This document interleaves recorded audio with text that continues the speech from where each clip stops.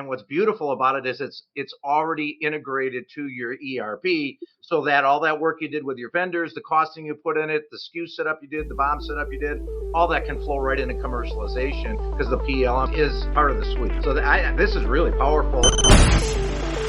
Growing a business requires a holistic approach that extends beyond sales and marketing. This approach needs alignment among people, processes, and technologies.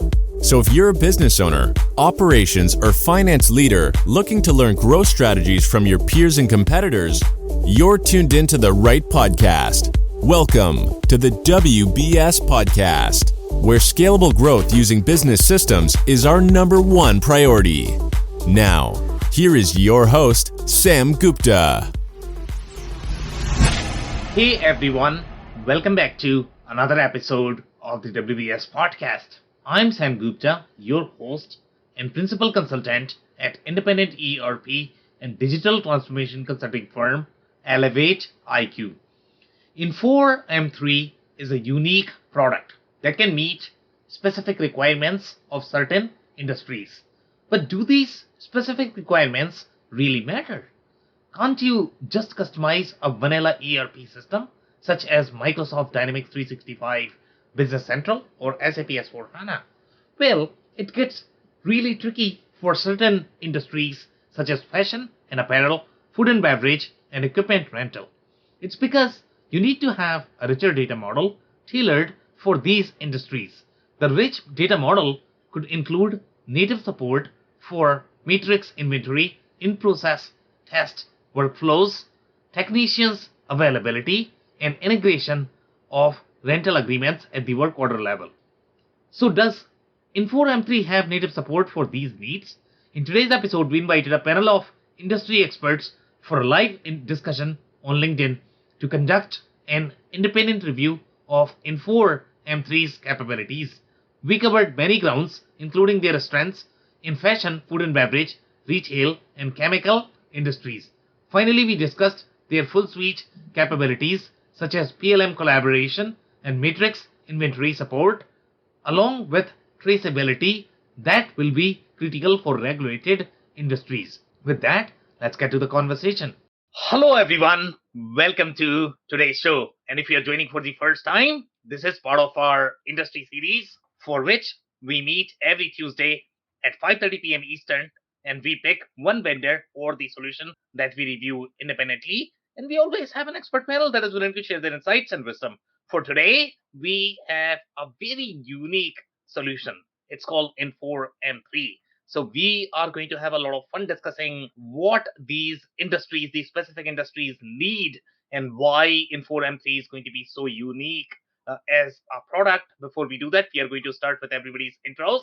I am going to start with my intro.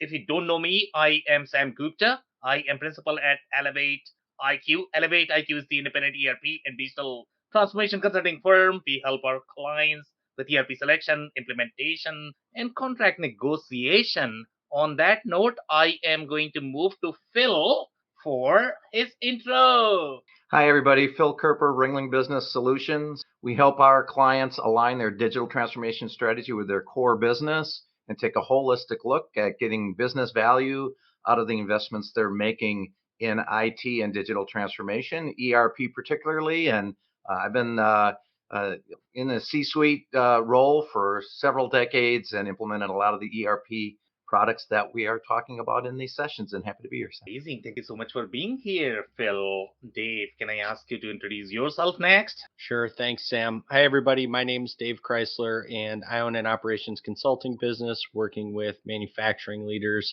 to help them systemize their business on the way to achieving operational excellence. And I come to you with more than 20 years of operations management experience and excited to be here. Thanks for having me, Sam. For being here, Dave. Okay, Andy, can I move to you next for your intro? Thank you so much, Sam. My name's Andy Pratico. I've been involved with ERP software for small to mid-sized manufacturers all over North America for the last 4 decades, if you can believe it. I've worked with over 1,000 manufacturers. I live in Canada, but I'm a Canadian, but I lived in the U.S. for 11 years. And I've also written a book that helps people uncover the truth about ERP systems before they buy.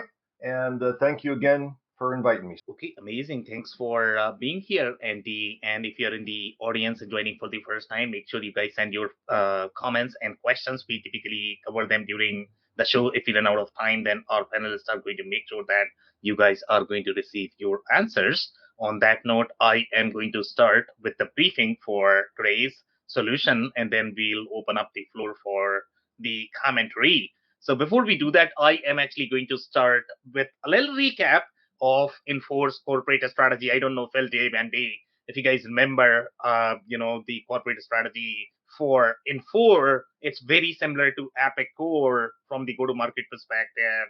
They are going to have very specialized solution. In the term that they use, in fact, I mean, Aptine is probably going to be using the same term. They call it as purpose built for specific industry. And when we reviewed Infor, we noticed that a lot of these solutions, even though they claim that they were purpose built, but we could not really see much of the industry functionality, the last mile functionality as they call it. But today is going to be different. Okay, in 4M3 you are going to see a lot of especially when it comes to the specific, and these industries are going to be very unique. So some of the industries where in 4M3 likes to play, and it's sort of all over the place, and sometimes it's kind of hard to connect the dots why they are sort of all over the place in terms of the industries, but those industries have a little similarity in terms of the kind of data model that these industries needs. So number one industry is going to be fashion and apparel.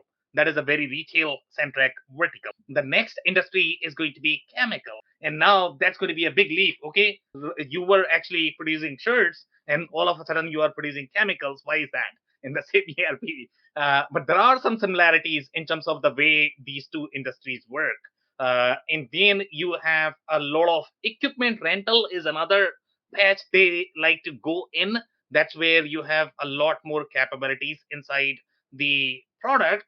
And then food and beverage is one more that M3 likes to target. There are a few more like distribution, but then you lose that industry specific functionality that M3 product is really known for. Now, overall, from the corporate strategy perspective, Infor likes to club all of their products as part of that Infor OS layer. So even in this particular case, you are probably going to feel that it is sourced using the similar interface, but underlying products are going to be completely different. These are not just the flavors of the product, the whole tech stack, the programming languages, the way interface is going to work. There is no sort of correlation between your Infor M3 versus Infor LN versus Sightline or any other products that Infor has in its portfolio. So Infor M3 is going to be a completely different product, even though the interface might look a little similar. And the reason why it appears similar is because they have created that sort of box. It's almost like a TV where they can, shove any of the product, and and the experience is probably going to be similar. It's not as same, honestly speaking. The only thing it shares is going to be that box, which is going to be infrastructure layer using your home pages. It's going to have an ION, which is the iPass. But the iPass is not as robust as what you are going to find in the in the specialized category. And then it has document management, I believe. So all of the infrastructure component that you are going to require to be able to share, to be able to communicate with many different products inside Infor portfolio. Now, even though they call it as Infor M3, Infor M3 is okay, and the way suite differs from an ERP system is going to be they are trying to bring together at least 5 or 6 different products. Okay, these products are not necessarily required. They are probably going to be optional, but you are going to get that best of breed experience that you are going to get. Let's say if you go to SAP, S4 HANA Suite is designed to be slightly more best of breed. When you need, let's say, the EWM TMS functionality, you are probably going to be utilizing a different product there as well. So this is the similar experience that Infor is trying to create with all of their enterprise grade products. Infor M3 is slightly bigger products. I think it's localized in roughly 70 countries, which is a big deal. Okay, so it's a very large product, and typically it's positioned for companies that are going to be roughly $250 million and above. Sometimes it might be installed with companies that are going to have, let's say, 100, $150 million, but never below that. So it's definitely a very large product. It competes with the likes of SAP S4HANA, Sage X3. I would say those are going to be some of the comparable product. Obviously, SAP S4HANA is going to be much bigger overall in terms of the product, but here you are going to get a lot more functionality as part of the box as opposed to developing that on. Do you know what M3? This I should know this, but do you know what M3 was called before Infor acquired it? No, I could not find the history. I'll look it up while we're doing this. Sorry. Yeah, please. Thank you. Okay. Any other comments, guys? I think I'm done with briefing. Dave, Phil. Oh well, just very high level. Infor, as we all know, has a ton of software products. Each one has its own target market and vertical and size of industry. M3 happens to be one of their large systems along with their LN products. And I'm sure there are some very impressive customers. So I got a similar topic. So they're saying on their website, Infor's most powerful ERP cloud software. So they're kind of putting this as their enterprise system, as their flagship. But I wasn't sure that's what they meant by that, Sam, if you compare to their other products. Because I don't know, they really have it. So is this really the premium, or is it close to a couple other products they have, and maybe what are some of the major differences in their offer? So I guess their strategy is slightly different, right? So their premium is going to be industry specific. So the industries that they like to position in for LN, they are not going to position in for M3. So it's never, sort of, okay, I got SAP S4HANA and everybody just buy it, right? It doesn't work that way with Infor. So they have that's why they have 2 or 3 different products. They are purpose built for the industry. They are not trying to sell the same product to different industries. So both of them are going to be flagship. I don't know how to answer your question, Bill.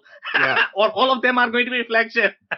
Well, you answered it. So it is a little bit confusing for this particular company. I think they're not targeting the different markets. Yeah, I think that's an excellent answer. That makes sense. Versus like you say, when you look at the other enterprise system, they do a little bit more, good, better, best type of stratification of the product. Yeah, and I guess, Phil, even in terms of revenue share, I don't know if there is a clear winner, either M3 or LN. They both are sort of okay product, I would say. They are not something like, Microsoft Dynamics 365 FNO in terms of number of installations. For example, if you look at number of customers, and we are going to review it from one of the YouTube videos that I could find, and they are claiming that they have roughly 300 installations right now.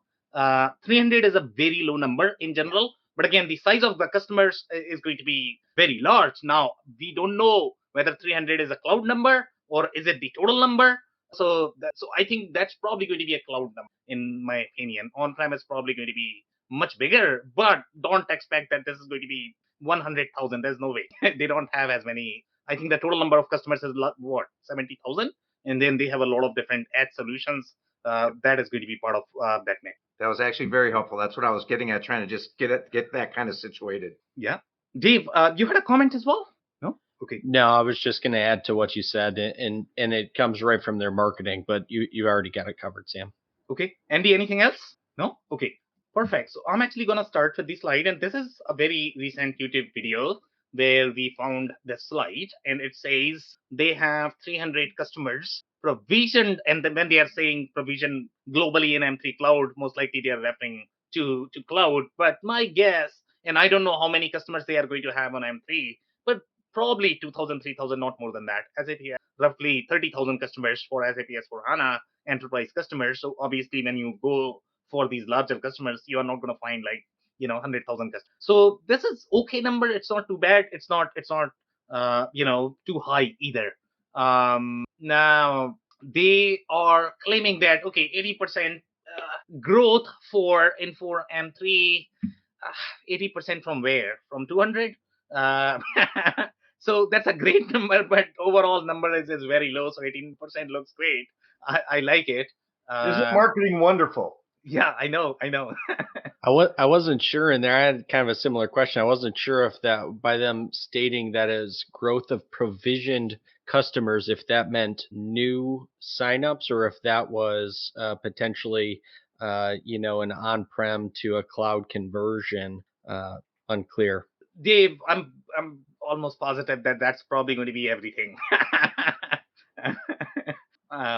Yeah, I don't know if anybody is going to understate their numbers, unless they are being absolutely clear in terms of what they are positioning. But here, probably it's going to be everything. Okay, so one thing that I personally like is the 71 number, to be honest. Okay, so this is where a lot of these mid-market solutions struggle in that globalization functionality. They are probably going to be globalized in 5, 10 countries. And if your operations are going to be in 10, then you probably need a separate ERP system for that country. And now I don't know how deep that capability is, to be honest, in these countries, if they are going to have really deep financial capabilities, because even in the case of, let's say, if you go for SAP S4HANA or Microsoft 365 F&O, even with them, you are not going to get that deep functionality for those countries. And sometimes, uh, even if you go for systems like Sage, I mean, they have a separate package for France, because the default package that they are going to have for France is probably not going to work. If you go to countries like Mexico or Brazil, you always struggle there.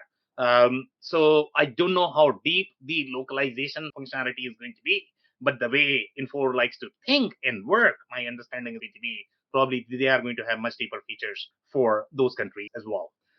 Uh, Now they are saying 2,000 improvements continuously delivered. I don't know, what those improvements are, to be honest. Okay, that's a great number, but we'll see in terms of these screenshots how improved the product is, and how great the experience is going to be. So was it that bad to start with, Sam? Which one? 2,000 number? Well, if you needed to fix 2,000 things, I'm just saying, where did you start? Yeah, I mean, for me, numbers is just a number. What I like to say is the details. You know me, Phil. I know. No, I'm just asking a question. Okay, so here is how the product looks, and the look and feel is probably going to be very similar to other Infor products that we have seen. And we have reviewed Infor CSI, which is the Sightline product, and Infor LN. So the look and feel is going to be very similar, just because the top layer that you are probably seeing is going to be the Infor OS. And then you have the product that is sort of fitting inside that screen. So the way each of the product is going to work is different overall, in terms of the workflow, in terms of the functionality. So the way they are opening these tabs inside one screen is probably going to be similar. They have enterprise search, for example. We did not see enterprise search with the other products, but this enterprise search is a shortcut. Okay, so this is not a real enterprise search that you are going to get with NetSuite, Acumatica. Those are cloud native solutions. Seems like Appicore has figured out how to do enterprise search. So this is a very, very, very marketing enterprise search. Okay, so the only thing they are trying to do here with this enterprise search is they are literally looking up in just one page. It's not meant to be the whole enterprise search, because if you actually notice on some of these screens, as you progress through your demo video, then you are going to feel that you can enable, disable enterprise search on a specific screen, and then some of these screens you are not going to have that. And we have seen in the case of reviews as well that some customers are complaining that enterprise search is not going to be available on every single module and these screens. So how's that in enterprise search? I don't know about that. Okay, you have simply branded that as enterprise search. It's a great search feature, but it's not necessarily enterprise search that you are going to get with the cloud native system. This is one of those examples, Sam, where I think these guys hurt themselves. Why imply that just to have to explain it away later? It just doesn't make sense. You're completely right, Phil, because not everybody is going to watch these videos, right? So customers, they are going to say, okay, enterprise search, okay, check mark, done. Okay, we have enterprise search. Boom. Right, but if someone knows enough about ERP to know they want true functional enterprise search later down the path, and they don't watch the video, later down the path, you just have a mess to clean up. They might have still bought your product with the amount of search functionality that you are providing them. So I just think this is one of those sales. I get it why they exaggerate a little bit, but this just it's too specific, useful as an exaggeration. So the problem is that it's so convoluted and so many functionalities and so many ERP. The example that I've always used in the past is when they all say we do shop scheduling, but the definition of shop scheduling with each ERP means something different. Same thing with enterprise search. It's not a defined adjective. It's Sam, Phil, Dave, and me. We all know what we think enterprise search means. But anyone can call any kind of search enterprise search. It doesn't have. Yeah, There's no policing. Phil, one of the points that, once your contract is signed, and that, you don't want to deal with your software vendors, how bad it gets, right? So let's say if you have signed your contract based on your understanding that you are getting some form of enterprise search, but then you are going to use it, and then you are going to know, okay, this is not working how I expected. So what do you do then? You're locked. Okay, so I'm actually going to move to my next slide, but this is where the real differentiator is, to be honest. And if you want to replicate this functionality in any of the vanilla ERP, it's going to be a nightmare. Okay, so even if your user experience is not going to be as fancy, you are not going to get those fancy features. But the product mix, the way the products are structured in this industry, and this is, by the way, fashion. Okay, so even if your screens are not going to be as pretty, you would still require these feature sets, especially the underlying matrix and battery supported as part of your ERP. If you don't have that, oh my goodness, you are going to have real fun. Okay, and if you, let's say, if your ERP does not support that, and for example, let's say if you are using some sort of PLM to enable your supplier collaboration process, or doing the actual planning and procurement inside your PLM. If you do that, then also you would require the data model or the data set supported as part of your ERP system. In this particular case, in the case of M3, you are going to get everything as part of the suite, which is going to be your complete PLM. It's going to be your complete ERP. So anything and everything that a designer is going to need, anything and everything that your merchandising team is going to need, anything and everything that your planner is needing, it's going to be as part of one system. And that's where the beauty of M3 is. And I don't know any other product. The only other product that I know in the market that can do what M3 can do is going to be the RLM product that Aptean just bought. And somebody has to correct me here. I don't know if it is RML or RLM. I think RLM. So Aptean just bought, because Aptean has exact same strategy as Infor. They are going to have slightly smaller customers, but the go-to-market strategy is exact same. So they have bought this product as well, and obviously it's going to be competing with the smaller players in this space. But it's going to be similar, architecture overall from the product perspective, their go-to-market strategies. So those two products are the only ones which I know in the fashion market that exist. The other product that is extremely prevalent is going to be NetSuite. NetSuite has one of the most vibrant ecosystem in the fashion vertical. Obviously, with NetSuite, you are probably going to be needing at least 3 or 4 different add-ons that are going to be the main add-ons that you have to use with NetSuite. But in this particular case, those add-ons are probably going to be okay. Number one, because the kind of merchandising processes you are going to have as the apparel company, they are extremely involved. And I don't know how many merchandising or design team are going to be comfortable using an ERP, to be honest. Okay, it's going to be a real challenge in general, because the process gets very involved. They need to move real fast, and even the procurement team, they need to move real fast. So in this particular case, and that's probably the reason why NetSuite is so successful in this particular vertical. But here we are getting everything as part of the product, so larger companies actually like Infor M3 a lot. So here, the functionality that you're looking at, number one, this is the order functionality, where you have the styles, you have the size, you have the seasons, and you have multi-dimensional functionality as it relates to the item that you are either evaluating in terms of what you need to order, which are the designs that are going to perform well, and based on that you are going to. So here you are literally inputting the number in a grid, and you can order all of that in one go. And you are going to have several different data fields. So let's say if you are simply augmenting your item master, okay, if it is just a one-to-one field, then augmenting that is not going to be a problem. But when you have multiple layers of your data, and then augmenting that in a vanilla ERP, it's a nightmare.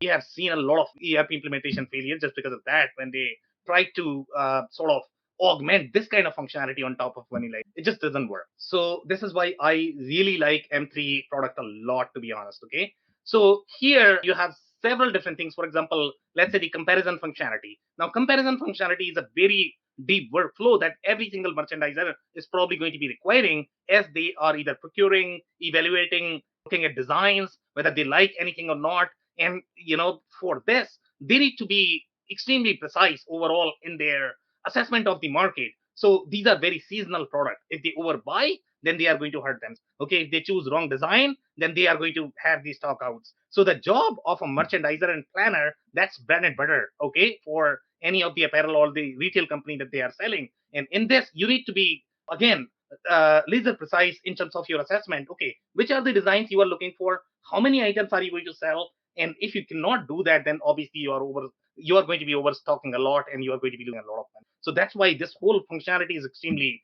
critical for retail apparel operation. Okay, so some more functionality here overall, and this is how your items are going to look. So here you have feature sets such as your promotion. So for example, let's say in this particular case, I mean, the vendor portals are actually going to be provided by your Infor M3, where you have anytime you are going to publish your design to your vendors. So now your customers are actually going to see those designs, and they can apply the promotions, they can evaluate, they can compare, they can order right from there, they can request design changes. So there's a very thick workflow overall in the way these customers and the vendors are going to be collaborating on the design. Typically, this workflow is going to happen inside the PLM software. Okay, and even inside the apparel micro vertical, there are many different patches. Okay, and I have seen that in those patches, the needs are going to be so different. Typically, they are driven by the design and the PLM workflow, that they have very specialized ERP system. Even they are not going to be happy with something like Infor. To be honest, that's how specific it gets in those microwords. Here, the layer that we are talking about, for example, on the item, you are going to have things such as your season. Now, season does not exist in any of the ERP system unless that is designed for retail. And season actually has a, a deep functionality overall, the way your products are going to be ordered, the way they are going to be procured, the way they are going to be sold. So that's going to be a exactly. So that's a very deep functionality. It's not just some random field that you are printing on your sales order and that's it, you're done. It's very, very, very, very deep. So again, the layers that you are looking at, and these layers are very deep overall. It's almost like as if you are overlaying another item master on top of your item. That's how deep this functionality is, and that's why it's very critical to have that as part of your. Okay, now it gets really, really deep overall. If you guys actually watch the demo of this product, to be honest, it looks really slick. Even though the appearance and the experience is not going to be as great, but overall, the product, the way the collaboration is happening, the way they are working on the design. For example, it almost looks like, and Dave, you are going to get a kick out of this, okay? So you will feel as if you are working inside your Adobe designer, and you know how designers work. So you are literally choosing a color from a color palette inside your ERP. Can you believe this? Okay, so that's how deep it gets overall from the design trim perspective. And there are at least 10 to 15 to 20 different dimensions that you have to have in terms of your product categories, because you know how much change this industry is going to experience overall from their taste perspective.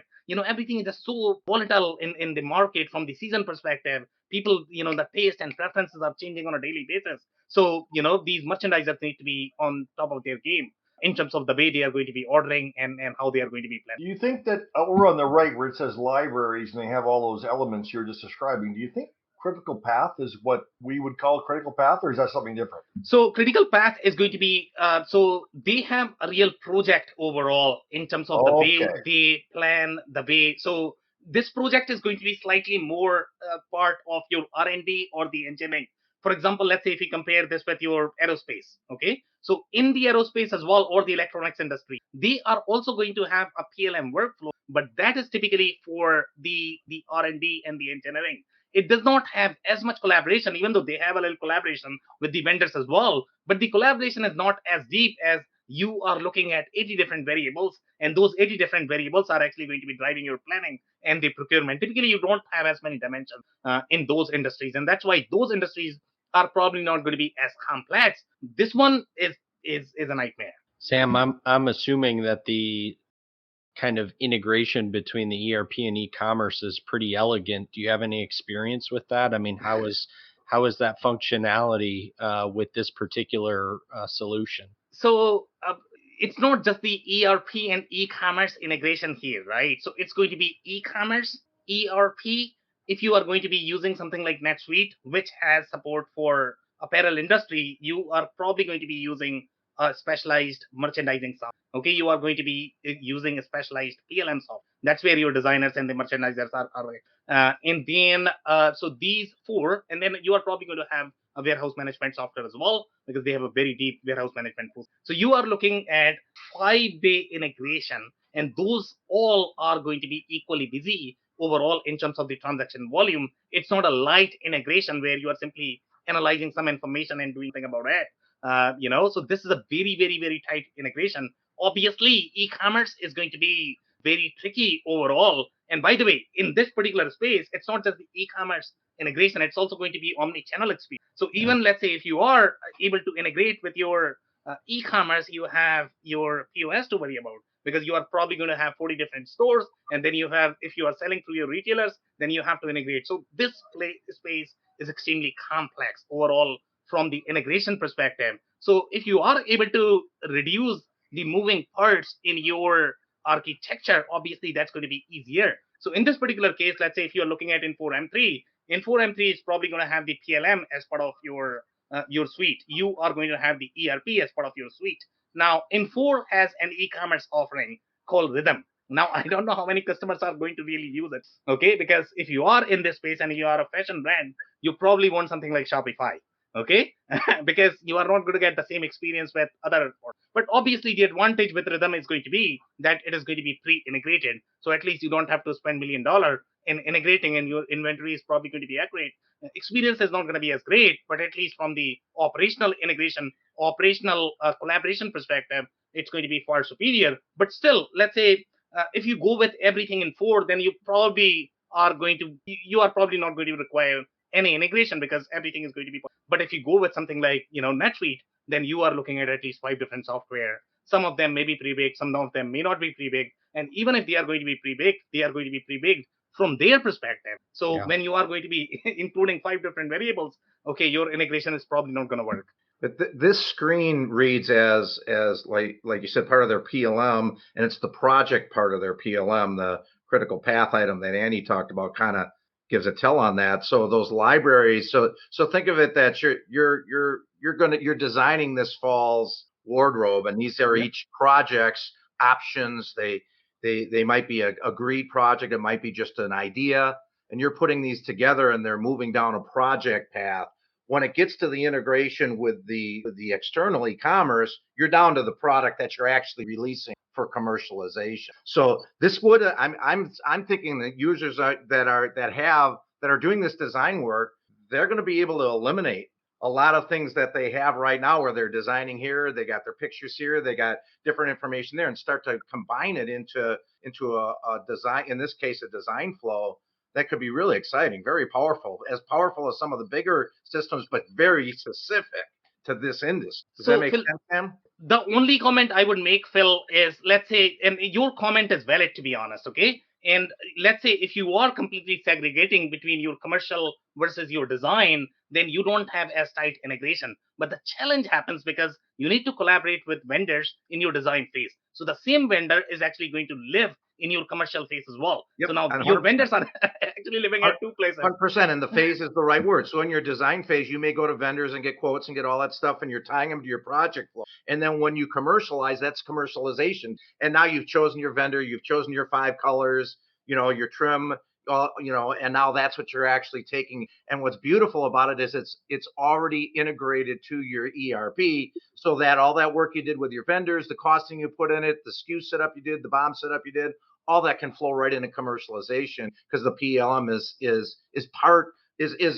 related. It's part of the suite. Better put, it's part of the suite. So this is really powerful. And again, to your earlier point, Sam, how deep it is in this particular industry is really important. Exactly. So let's look at some more fields, and the whole idea here is really to show the amount of fields and the layers that you are going to have for each of the items. Even inside color, you are going to have many different variables that you need to store as part of the ERP system, because your colors are actually part of your workflow. I mean, part of your ERP. So typically, if you ask me if it is going to be operational data, then I may ask you, okay, you know what, just do it in some other system and then come back to your ERP when you're ready to order. But in this particular case, you are collaborating with your vendors, and now that becomes your ERP process. So that's where the trick is, to be honest. And that's why now finance guys need to worry about colors. So that's the interesting part I really like about this particular space. But overall, in terms of the number of attributes that you are going to see, you have things structure, season, brand. Oh my goodness. I mean, the amount of information that you need to carry as part of your item master is just a nightmare. Sam, I'm curious, with all of that detail behind it, what's that do to the kind of data infrastructure and the transaction load and just the efficiency of the system? What's your experience been with that? I'm just curious if there's a significant impact on any of that, just with the amount of data that is potentially being fed into the system. So I'll give you a real example. So for example, let's say if you look at some of the smaller ERP systems, and the assumption that their technical architect is going to make is, you know what, you are probably going to have 10 tables. Each of those 10 tables are going to have 10 fields, and that's the capacity that I am assuming that anybody is going to hit this system at. Now, for example, let's say if you shove all of this information inside your QuickBooks. Now, QuickBooks had a very low expectation in terms of the transaction volume, and now you are actually adding 400 different tables on top of your 10 tables. So your original estimation of capacity is going to be 10 tables, but now you are actually adding 400 different tables and 10x number of transactions that you probably originally estimated. So now, Dave, you are an operations guy, and you know how to balance the capacity and the demand for the system, and how the systems is actually going to behave if you are actually going to overload with respect to transactions. So obviously, and that's why I'm not a big fan of using a vanilla ERP system for this industry, because this industry is very unique. So you need to have at least the matrix inventories, and there is a term for that. Okay, so if an ERP system is going to be targeted for this particular vertical, they are going to have the support for matrix inventory that you need to have inside your ERP. You still need to overlay a lot more data set on top of that, but you at least need to have that. Otherwise, it should not even be considered. The ERP system should not be considered. Thanks. Okay, so some more. So this is where your fashion PLM partner collaboration is going to be handy. So but if you are using a specialized PLM system, that's probably going to have slightly deeper capabilities than what Infor is going to offer overall from the cloud nativeness of the solution perspective. Let's say if you look at the options that you are going to find in the NetSuite ecosystem or the Acumatica ecosystem, they are going to be slightly prettier. They are going to be far more cloud native, and that is going to help attract the right designers. Because for retailers, if you look at their business model, I mean, the reason why they exist is because of their designers. So if you have really, really good designers, then you are probably going to have really good business. Okay, so you definitely need to care for your designers' experience. And I don't know how comfortable they are going to feel in using these, which are obviously very legacy from the user experience perspective. So there are going to be pros and cons overall from the integration perspective in terms of what functionality you are going to get versus the experience. So obviously there's going to be a little debate there whether you are going to go best of breed or fully integrated. But in this particular case, best of breed may be okay. And Phil might think that Sam is completely changing his position. Okay, last week he agreed for the customization, and today he's okay with some of the add-ons. So in this particular case, add-ons are okay probably. Your position is it depends. I know. That's the best consulting answer.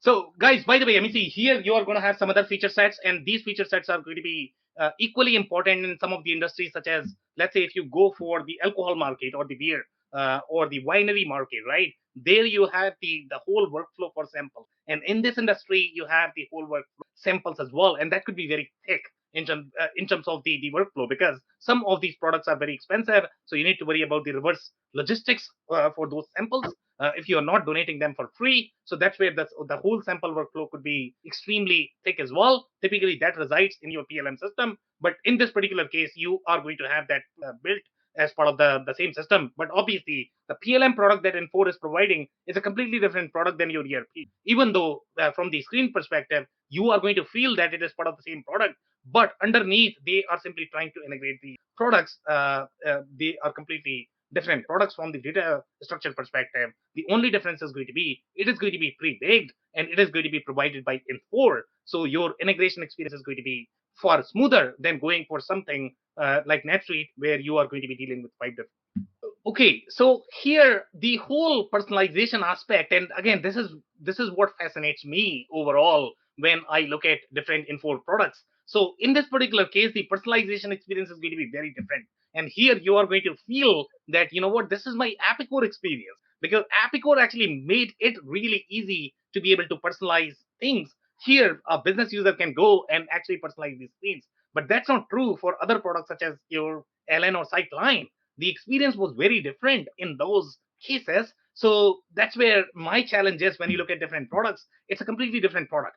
The Excel functionality that you are going to get as part of this product is going to be completely different as well. So even though they all are part of the same Infor umbrella, but just because you are switching from CSI to your M3, it's not going to be the same experience. It's a completely different product. Okay, so some of the commentary overall, and I think this is from Tech again. I think they reviewed Infor M3. So here they are talking about the product lifecycle management, and we have some deep features overall from the product lifecycle management perspective. By the way, these are the optional add-ons, so you don't have to buy them. You can buy just the ERP, but then I don't know if you are going to get the real flavor inside the ERP if you don't buy the PLM, because the real power of M3 is going to be when you are buying PLM as well as ERP. So here they are saying accelerate development cycles to get ideas to market faster with a product lifecycle management and collaboration tool. And collaboration is where the key is to be. That whole collaboration piece is very in general. And even if you're going for other collaboration tools that might be super hot in the market, they are not going to work for this industry because the workflow is very different. So even the vendor add-ons or the vendor collaboration portals are very, very, very different. When you go from industry. So here they are saying that empowers fashion companies to seamlessly link vital areas of the fashion value chain to their business processes, from line planning. And these are the terms that Phil was using just a few minutes back: line planning, design, development, to supply chain sourcing, and in season consumer driven design changes. Now you are going to find some of these features in case of your automotive as well, because automotive actually goes through the same process. They are trying to analyze consumer data, they are trying to analyze in season demand. In season is not going to be as relevant as your fashion, but you have a lot of overlap overall the way this industry works, and then how your automotive is going to work. And that's probably the reason why QAD in 4M3 they also target things like food, because food also goes through the similar seasonal cycle and similar procurement cycles.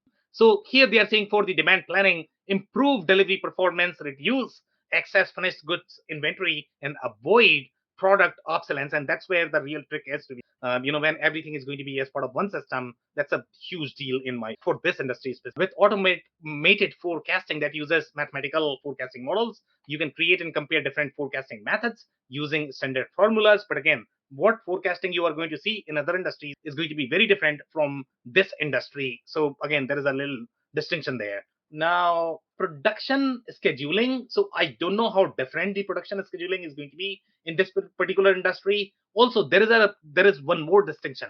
So let's say if you're looking at the apparel manufacturing, that's a very different deal. Okay, if you were the apparel manufacturer, I would blindly go for something like Infor M3. I would not go for something like Net, to be honest. Okay, but if you are, let's say, the retailer or distributor, NetSuite may be okay, because when you get into the real supply chain issues during your operation, that's going to be a very different. Then you need much tighter collaboration. If you are also a manufacturer, if you are a manufacturer, then probably just 2 or 3 options are there in the market that really specialize in this. So maybe you should go for that. Otherwise, it's going to be really hard to enable that functionality on top of your one ERP. So here they are saying balance the conflicting objectives of avoiding stock outs versus being left with excess inventory while meeting customer orders on time and in full. Short-term planning and scheduling tools enable you to plan large volumes of order across multiple facilities in a complex supply chain. And by the way, we have some of these screenshots for different facilities as well. Here, the planning is going to be per warehouse. The way the ordering is going to be, the way your procurement is going to be, it's very, very, very different from your manufacturing. So this particular space utilizes a lot of different flavors of how distribution and the retail companies are going to work overall in terms of the planning. For example, let's say if you are ordering a specific style, okay, you know that this style only sells at this specific store in this state, then if you actually keep a lot more there, then you are probably going to have a lot more left there, but you are not going to have anything where customers might be looking. So that's how nuanced it gets. So let's say if you have 40 different stores, you really need to plan at the store level. You need to plan at the eye level. If you are not able to do that, then you are probably going to get into a lot of issues from the planning perspective. So this is and by the way, this is now you are going to feel as if the product is completely different, but we are looking at the food and beverage capabilities now. So this is how deep their lot tracking capabilities is in the food and beverage space. So they are equally deep, even though it might feel that, okay, how's apparel related with food and beverage? They are actually very tightly related in the way their lot tracking functionality is going to work, the way that your quality processes are going. So that's the reason why these guys are trying to do a lot more food and beverage as well. And food and beverage has similar distribution and retail flavors as you are going to have in your chemical or you are going to have, let's say, in your apparel retail. This is the equipment rental functionality. Again, it seems very unrelated, to be honest, and I don't know why these all are part of the same solution. So here you are going to get features such as availability of technician. You are going to get agreement as part of your customer order. Typically, when you are going to go to a manufacturing software, they sometimes don't even have the contract as part of your work order. So you might not be able to correlate those two because you are serving against an agreement. When you are doing a rental, you have the rental agreement. And when you are doing the service calls, you are actually providing services based on that. So the whole workflow of the providing the services, finding the equipment, tracking your entire workflow over the life cycle of that equipment needs to be part of your ERP system. And that's where the trick is. And that's where you require a lot more nuanced functionality. And typically rental is extremely tricky to implement in the vanilla ERP system as well. So this is where M3 really shines. Any comments, guys? One comment back to my original question to you, Sam. What was M3 called? Lawson. Well, so I think there is a little layer there, and that's why I didn't want to name Lawson, because Lawson has two different flavors. Lawson was originally designed as the final. Okay, so right now we have S3 and M3 both. So you are probably right that they probably share the similar technical infrastructure underneath, but as such, the S3 product is completely different. That is targeted more towards hospital, for hospitality, then your fashion, etc. So I don't know if this is the same Lawson product, but M3 and S3 are very different products in general. Okay, any other comments, guys? So this is the workflow that we are looking at from the testing perspective. And when you look at the testing of food and beverage or the chemical company, it gets very deep. And Dave, you are going to get kicked out of it. Okay. So here we are looking at the in-process testing and multiple test cases, and this workflow needs to be fast if you really want to be profitable or you want to sell under your contribution margin. Otherwise you are going to have real trouble in terms of your operation. So the efficiency of these test cases, the way the data is going to be captured to make sure that you are not sending something that is going to kill somebody, because that's the implication that we are looking at when you look at food and beverage or chemicals industry. So the whole test workflow is extremely important. The way it works, it has a lot of layers. And again, implementing this on top of vanilla ERP system, good luck with that. Yeah, no doubt that'd be an interesting implementation. This is really slick. As long as you are not calling me, I'm completely okay with that. Okay. So now this is the related products that you get. I mean, these are the similar products as we saw in case of LN, but here you are going to get some more products. So here, number one difference is going to be Infor Rhythm, which is the e-commerce product from Infor. So they are positioning M3 as more of the retail solution, but it's not the retail, it's more of the fashion retail. Okay, so there is a little difference there. I mean, it's not really designed for your grocery shopping. I don't know how many grocery companies are probably going to be using this ERP, but it's really designed for those fashion retail. So you are going to get Infor Rhythm. You had Infor WMS as part of your LN. So here the difference is going to be Infor Supply Chain SAP, and Phil, you like this one a lot. And the Infor Nexus, the whole supply chain solution is actually integrated as part of your suite. So you are going to get that as well. This is going to be your full-blown, Blue Yonder is one name. Obviously, they are going to be far deeper, but Nexus is equally deep in terms of, and they are going to be integrated as part of this. Yep, and again, perfect for the couple industries they're in. The FCP as well as the PLM that are related to that. Like you said, I'm a little skeptical on the Rhythm, but maybe for this space, they've got a very strong front end as well. I don't know. I have never seen anybody using it, so don't quote me on this. So I don't know how much it is sold and how successful it is, but it's definitely there. Okay, so some reviews. Now here we are looking at some of the complaints that we have seen overall in the Ion layer. That's what we are seeing from users a lot. So here they are saying APIs to many of the document types like orders do not allow access to key data field developers need. So you have to build your own extend APIs to get access to this data. Ion as a tool is very limited and really not that stable with high volume, which is right as well. I have seen a lot of issues in the high volume industry. So Infor likes to sell Infor OS as this magic solution that is going to be integrated, but everything is integrated using Infor OS. So overall, Infor OS has a lot of problems in general. So the best thing that you can do, you still have to use Infor OS, but use some sort of iPaaS to do your external interfacing as opposed to utilizing Infor OS for that. If you are going to shove everything inside Infor OS, good luck with that implementation. So, and this is the review that we are seeing because typically what Infor likes to claim is that you should be shoving everything inside Infor OS, which is a huge red flag, and that's the same trend that we are hearing from a lot of different companies and the users. The good news is you can skip Ion, which is what user is recommending, and call the APIs directly with other solutions or run Ion very slim. And that's exactly what I said. And call the Ion API. That's what I personally would do if I was using any sort of Infor solution. Here, it is saying managed in different sales organization. So overall, the sales organization functionality is not going to be as deep.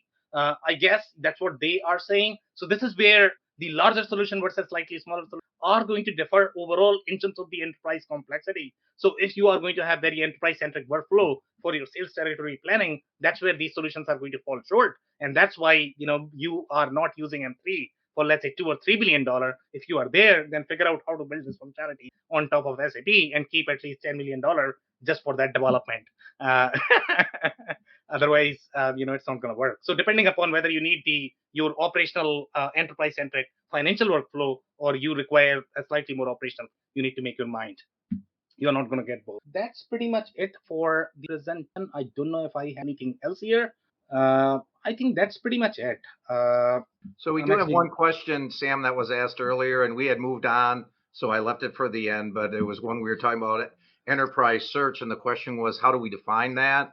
And the person asking said, is it find this item vendor customer in any PO, invoice, quote, ticket, quantity, adjustment, return, etc.? Which is throughout the database, basically. Yeah, it's basically cross database. Is that the right way? How would you define enterprise search? So the way I personally like to define it is going to be, okay, do you have a Google for your internal ERP? That's what enterprise is supposed to be. That's another good way to think about it. Everyone uses that as a slang. Google search. And then we also have a participant who also, like Andy, has a sense of humor. And he says, looking at these too deep functionalities with rental and clothing matrix support, I'd shudder at the intersection of the two rental of clothes. And that could be the reason what M3 might be targeting right now. That's a huge business model. Ask him if I can coin that phrase. Yeah. That would be one big rental business. Yeah, there you go. There you go. Yeah, I think Stitch Fix is in that business. They are struggling right now. Yeah. But it's true. Everything made sense till you got to that rental slide, and then I just thought I didn't. It's like Sesame Street. One of these things is not like the other. Yeah.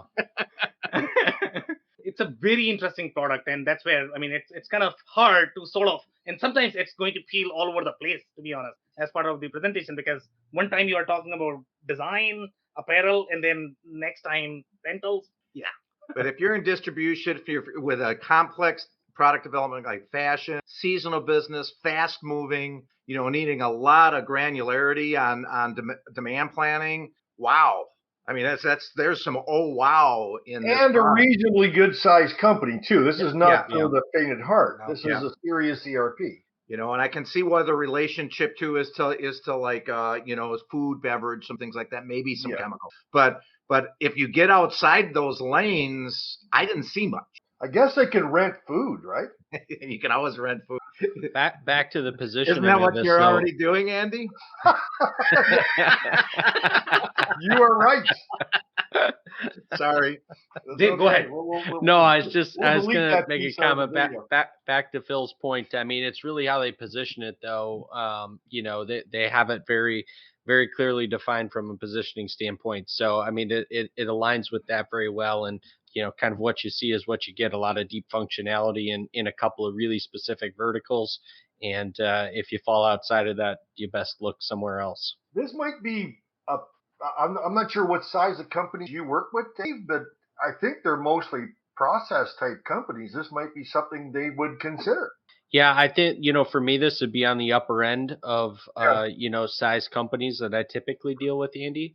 Yeah. But definitely would fall into that side of things. I really like the kind of quality management testing process that, that was shown in there. I mean, that functionality alone does not exist in a lot of these, solutions. So that alone for the right business makes a lot of sense. So then make it significant. Don't forget rentals. Don't forget rentals.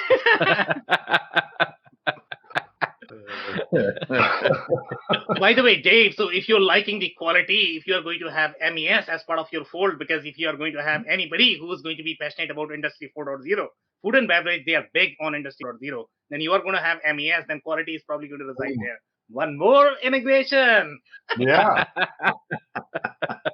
Sam, I'm warming up for those integrations, Sam. I'm sure. Are you buying stock in MuleSoft or something? What's going on with you?